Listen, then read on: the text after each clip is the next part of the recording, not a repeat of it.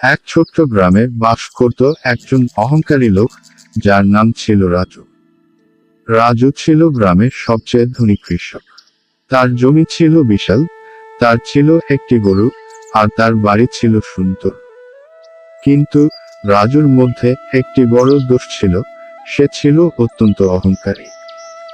গ্রামের যারা গরিব ছিল, তাদের প্রতি তার ছিল অপমান ও অবজ্ঞা। একদিন গ্রামের নতুন এক শিক্ষক আসলেন, যার নাম ছিল শফিক। শফিক গ্রামের স্কুলে শিক্ষকতা শুরু করেছিলেন। একদিন শফিক রাজুর সঙ্গে দেখা করতে গিয়েছিলেন।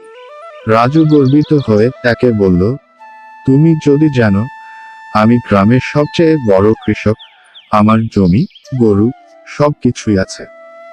তোমার মতো শিক্ষকের কিছুই নেই। শফিক ধীরে ও শান্তভাবে বললেন, রাজু, তুমি যতই ধনী হও না কেন, সম্মান ও ভালোবাসা সবার প্রয়োজন। সম্পত্তি একদিন চলে যেতে পারে, কিন্তু মানুষের অন্তরে ভালোবাসা আর সম্মান চিরকাল থাকবে। রাজু হাসি দিয়ে বলল, তুমি শিক্ষক, তুমি এসব কিছু বোঝো না। তুমি যে কিছু জানো, তা তো আমার সম্পত্তির কাছে কিছুই নয়। কিছুদিন পর গ্রামে বড় এক বন্যা এলো।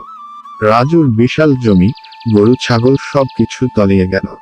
তার সব কিছু এক মুহূর্তে নষ্ট হয়ে গেল। রাজু হতাশ হয়ে পড়ে, তার সম্পত্তি ও গরিমা সব হারিয়ে গেল।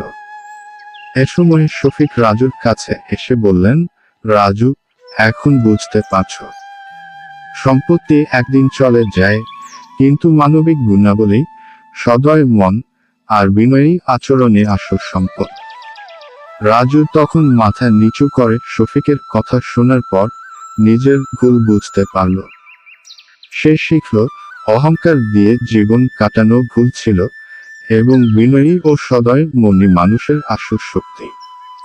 এরপর থেকে রাজু মানুষের সঙ্গে ভালো আচরণ করতে শুরু করল এবং তার অহংকার ধীরে ধীরে কমে গেল। এভাবে রাজু তার অহংকার ত্যাগ করে জীবনকে আরো সুন্দর করে তোলার চেষ্টা করল।